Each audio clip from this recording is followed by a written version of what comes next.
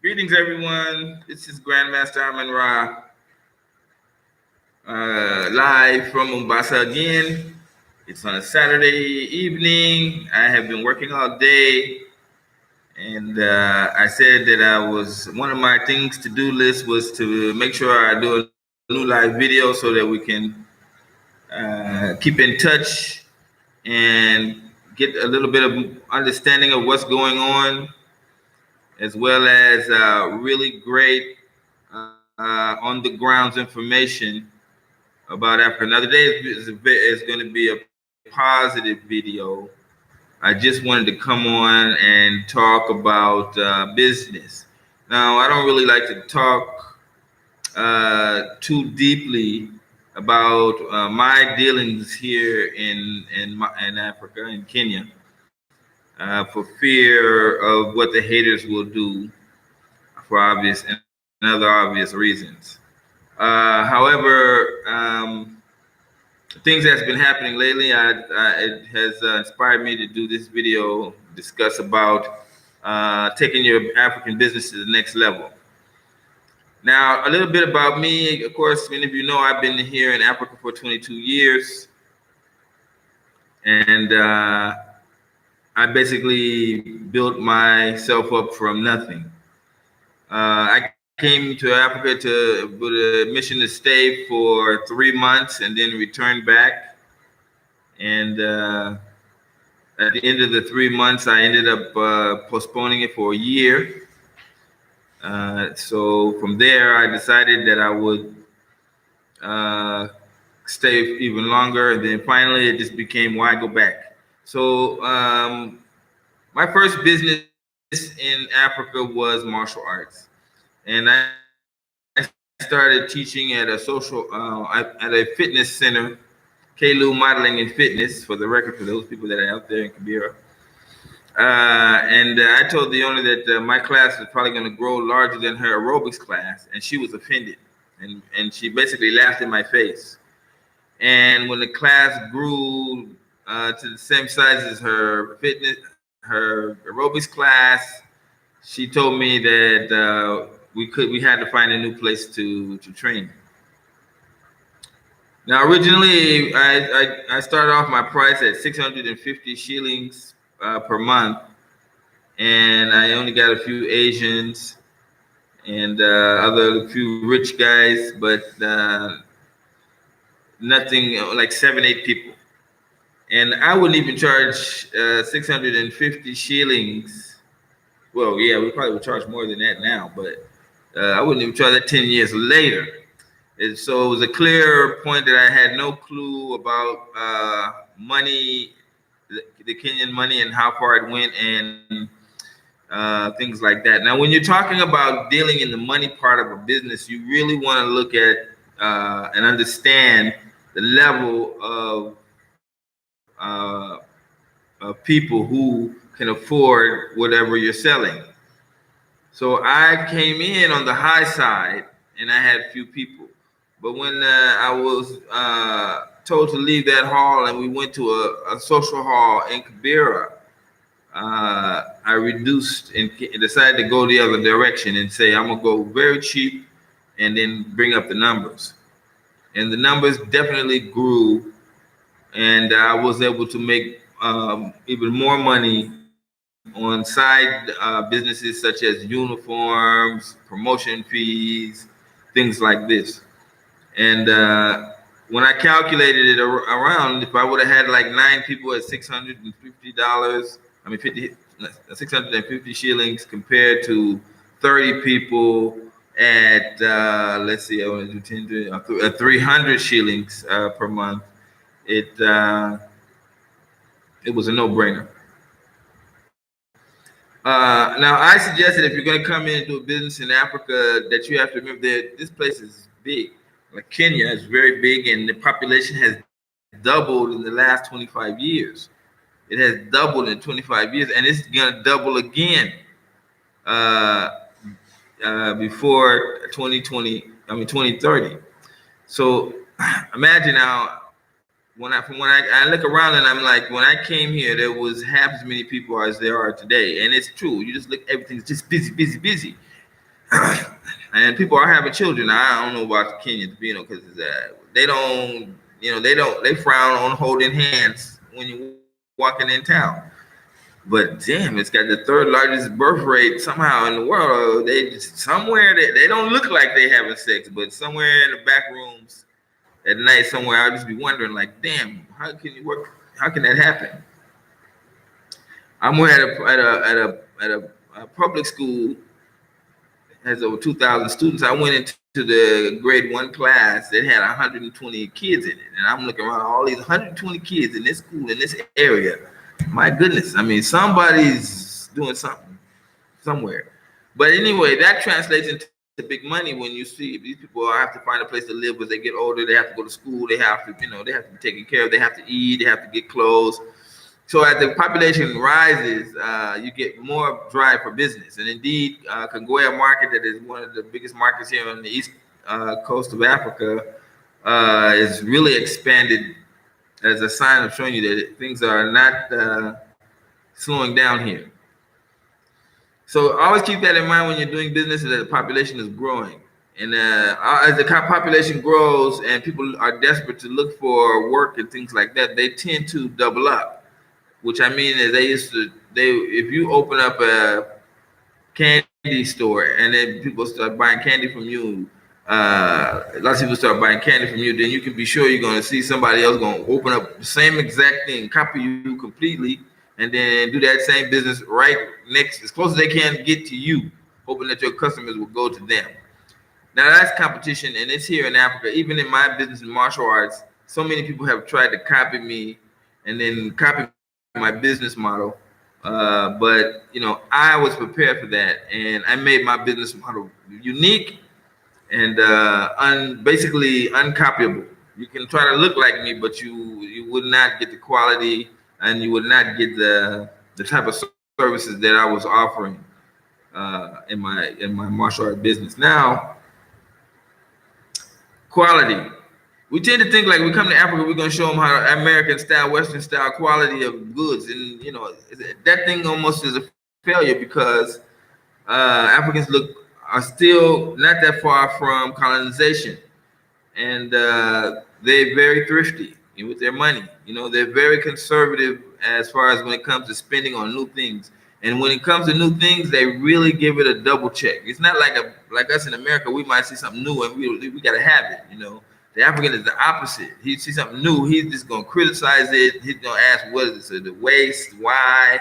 You see, it really is a hard sell to get them to do new products. But once they are in on the product, boom, they're taking it. Okay. Books Moses, how are you, brother? I think you're a brother. I heard farming in Kenya is good business. Okay, farming is big business in Kenya. Definitely. It's one of the best. That's one of the things why we didn't feel the 2008 recession, because farming it's got a lot of money in it. Now, as I was telling you how populations are increasing, there is a large transition from the rural areas coming into the city, and these young boys are now having access to the internet and videos. These boys that were once on the farm and just only knew the farm life, now they get a hold of a phone or they get a hold of a video, they see the life in Nairobi and they just gotta have it. It's the same thing in United. They happen in the U.S. It's the same thing everywhere. Young people don't want the farm life when they see that thing on TV in a big city. Now, a lot of them come and a lot of them end up failing in the city, and then they go back home to the rural areas, and maybe they come back and try again later. But definitely, you'll see that transition. But I haven't heard anything saying that that's hurting the farm. Farms are going without people. There's just too many Kenyans. You see, too many, they everywhere, and they ain't having trouble giving birth. So with the rise of the population inside the city, sometimes you get prices of goods fluctuate because the demand is a lot higher than what the government or what the markets can supply. We still have an issue of some fruits coming in season and then going out of the season, because when like avocados come in the season, oh, they everywhere, and people is buying them up like it's like it's going out of style. Watermelons go up, boom, that's another cash crop. We were nowadays. I don't see any kind of fruit. Definitely, Kenyans they eat them, and I was suspected that all through Tanzania and Africa, the fruits and bananas is the main one, and jugus, which are called the peanuts. Salted peanuts, my favorite. I eat like a pack a day. They go for 10 shillings a package. So this is another snack that Africans usually eat. Probably a lot of them eat buy the peanuts to eat so they don't stop the hunger, and they think that they've done something big. But still, that is farming is definitely big business. Yeah, tea and coffee. Okay, the funny thing about Kenya is the number one has one of the best, greatest coffees in the world. I mean, their coffee is in demand all over the world. Yet Kenyans don't drink coffee; they drink tea. So I don't understand that. But if that's dealing with exports, and then that market is old, and I'm sure it's pretty tied up. So thinking about exporting foods here, no. Kenya is like one of the number 2 suppliers of flowers. People don't really know that. They make flowers and they sell these flowers overseas, and it's a big market. That market is really run by foreigners. The Kenyans don't really get involved in it except at the level of employment. And I'm sure that these markets for flowers are going to the European countries are tied into those countries' people.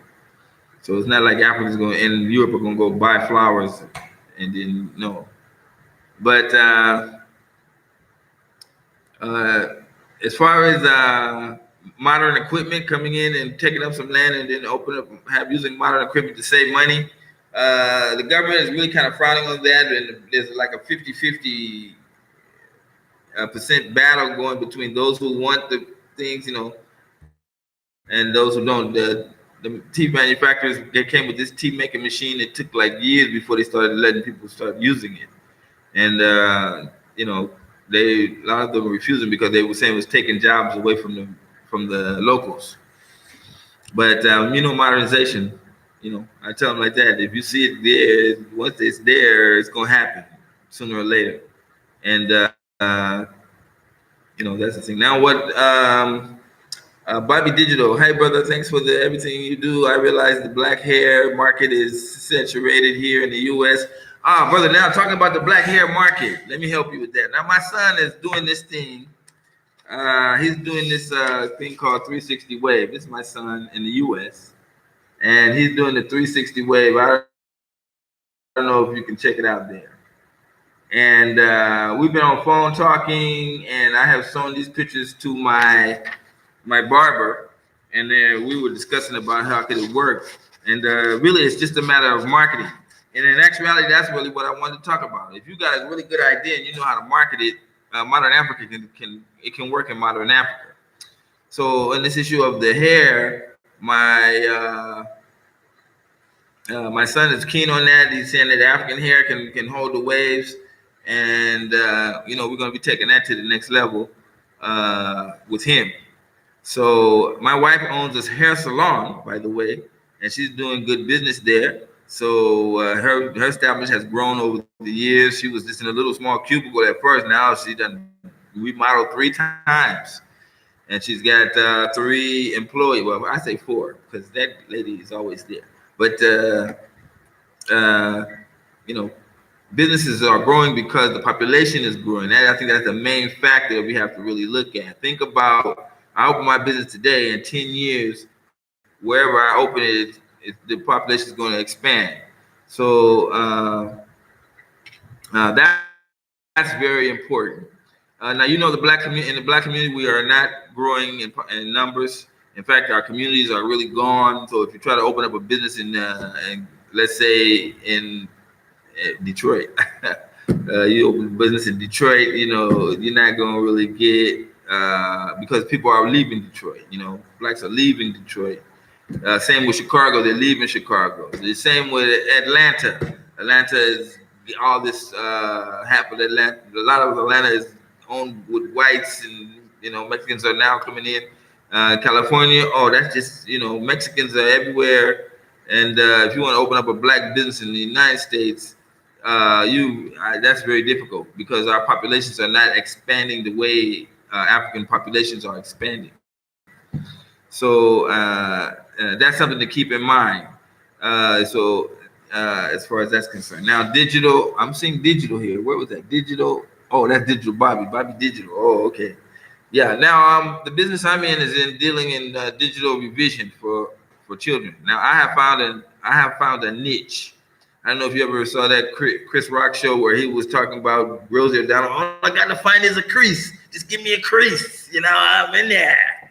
So I got this. I found a really big crease. As far as the government is here, made a campaign promise 2 elections back talking about laptops for every child in primary school.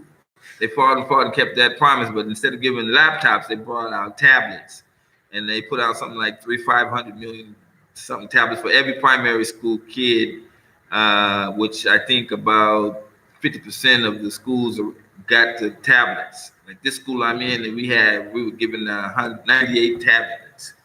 And the program that the government put on there, well, it was terrible. And so I developed a program.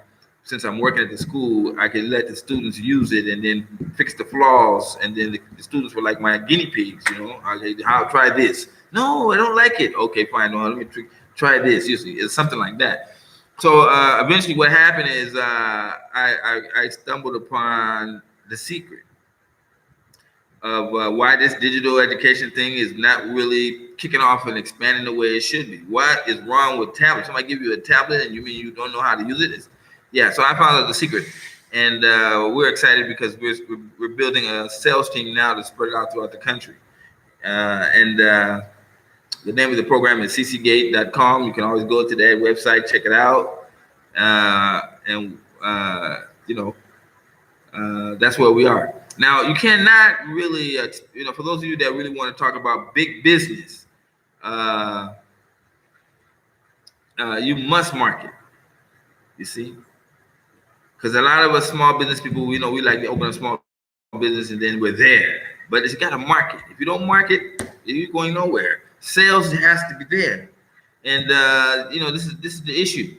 In my martial art business, what I did was, when I was teaching my students the techniques and they're moving up through the belt ranks, when they get up to the level 5, which is just before black belt, part of their requirements was that they had to learn how to teach. They had to be trained how to teach. And so if you didn't know how to teach, or you didn't go through the classes on teaching, then you were not going to get a black belt, you see. So every one of my students went through this course. So when they got black belt and then they got, maybe got older and tied up, they didn't know, they had something else to fall back on. Like let's say they had a job, they got a job, they had to quit martial arts, and then they were working for like a couple of years, then they lost their job. And they were like, oh, I need money. Now they realized, oh, I have this skill, I can teach martial arts, and that was because of the requirements we had put into the system. And so we were able to strengthen our instructor numbers at a time when it was really needed, because we had all our black belts were trained to teach. And these are some of the things that we did. It was actually, when you look at it, it's like a marketing. When I'm teaching them how to teach, it's like teaching your salespeople how to sell. So these are some of the secrets, I don't know if you can call them that helped me expand my business and then not go hungry here in Africa. Okay, there was never a chance that I could go hungry here. It's not like in the U.S. You're not gonna see no starving people on the ground, and I'm not silly enough to not talk to people.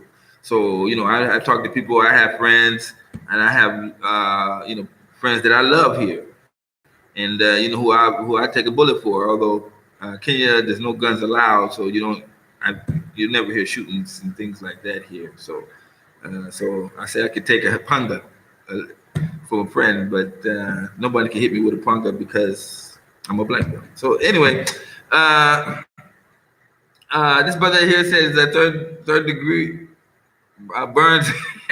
I'm a barber on Crenshaw Boulevard in Los Angeles. Man, you might have been my barber. I don't know if you was there 30 years ago, but that's why I used to get my hair.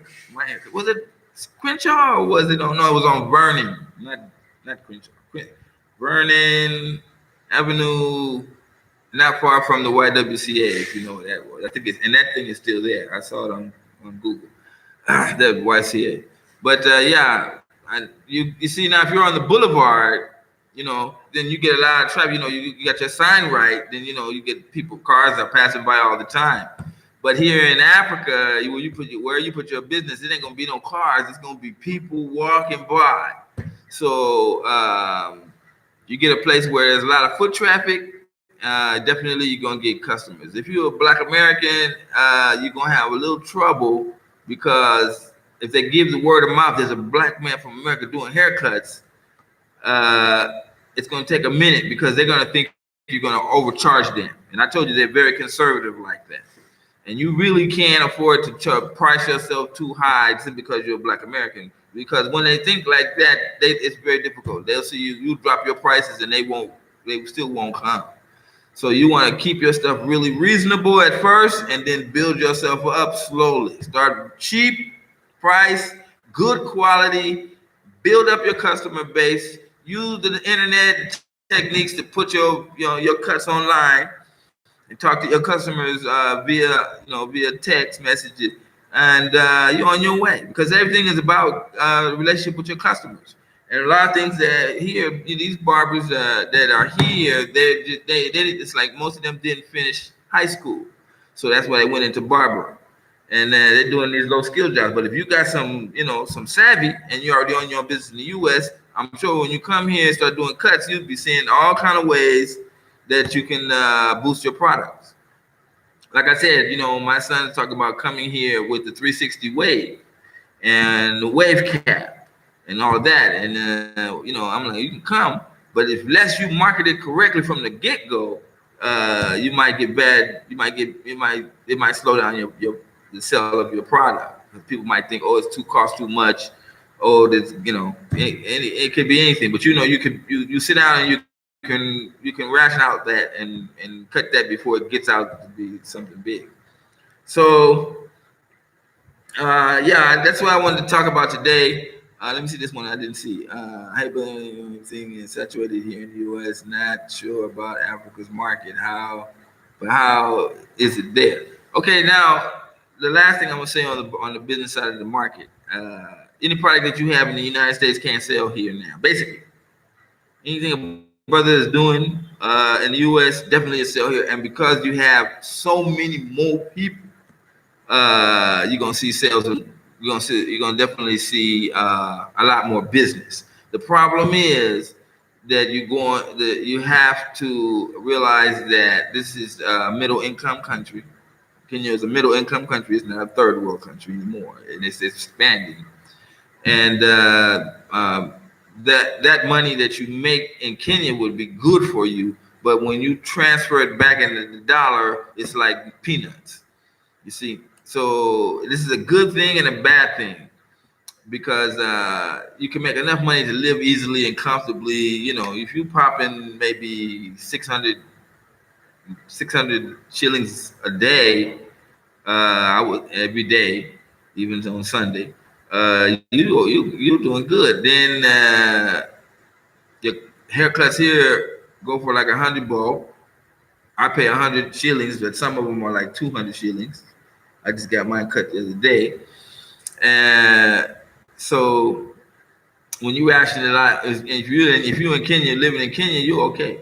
But if you're talking about I'm fly back and forth to the U.S., you ain't gonna do that on that money, because the dollar is high, and any day now Trump is gonna fuck it up, and then the dollar you'll see the exchange rate change.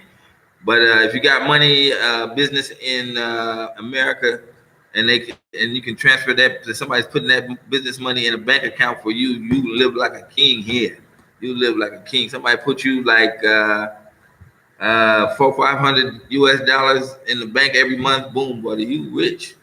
Even me, I'm gonna be borrowing money from you. You see, so A lot of people are coming here. A lot of retirees are coming here, and they're just living like kings and queens. I just got a new business partner helping me here with the CC Gate program. He's from Brooklyn, and he was in the military, and he got a disability, so he getting a double check, and soon his Social Security money will come, so he'd be getting like a triple check. And I'm telling you, he can live in a 4-bedroom house, got a car, he can do all that. Okay, he's only been here for a few months, but I'm saying I'm sure he's already seeing how hard it is to spend all that money when they transfer it from dollars to shillings. So yeah, that's what I wanted to say today. For those people that want to check out the business I'm doing, I'll put the website there. If you wanted to know more about my martial art business, here is where you search on Facebook. And if you want to know about me on Facebook, where I'm basically at, you can come here. That's my name. And if you want to join our group, and I ask you to please join this group. This group is all 9 years old. So long before we just talk of blacks moving to Africa, I had already been talking about it and wrote a book on it way back 10, 15 years ago. Black Man's Guide to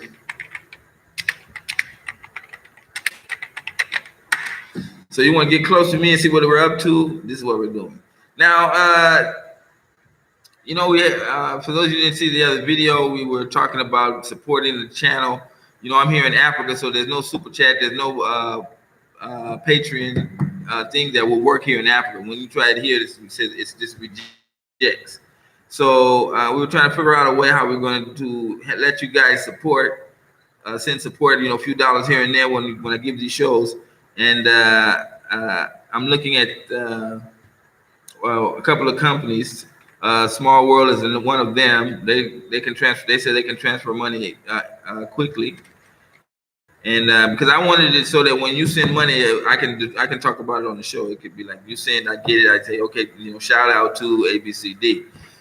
So that's what we're having. Now they're talking about putting it in bank accounts, but we want to see if we can get it into the M-Pesa account, so that brothers can feel like they're supporting and get the shout out right away, just like super chats.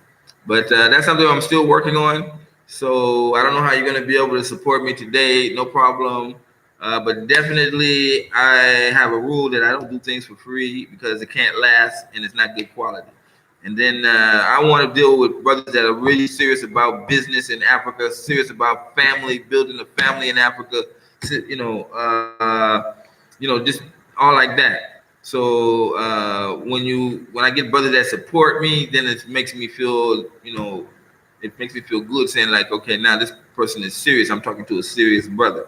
Because, there's a lot of brothers on there coming on these channels that just want to do things to disrupt or make jokes of or sabotage what people sabotage what you do. That's what happened when we were doing the super chat with the Wave company. And I'm sure that there was somebody that said something negative, and these people didn't even bother to check. And when I sent them all the information that they needed, they just didn't reply back. So screw them. We're gonna keep on going. So I don't see any more information that you guys want in the chat line. So I want to end the video. Say thank you. We're gonna keep this up. I'll be back in another day or two, or maybe even tomorrow. And when you come on to the chat line, don't forget to press the like button. Don't forget to subscribe, and then we will move forward from there. So till we meet again, this is Grandmaster Amara coming to you live from Mombasa, Kenya. Beautiful weather, beautiful beach. Tomorrow I have a martial art tournament at the Bamburi Welfare Center in Bamburi, opposite the Bamburi Cement Company, like 100 yards away from the beach. A lot of the players here come for this game will go to the beach, and then just before the game starts, they'll rush in and they got sand all on their feet and legs, and they're fighting, and people start complaining. But anyway, it's all good, because we're just like a family here, and something we don't get when we're in the U.S. So I'm also supposed to be doing that show live tomorrow, but that hall is so far in to the where they are. My internet sometimes doesn't work, so we'll see. Sometimes it's there, sometimes it's not. But tomorrow around this time, you'll see us live uh, from Mombasa. So take it easy, guys. See you next time. Thanks again. Peace.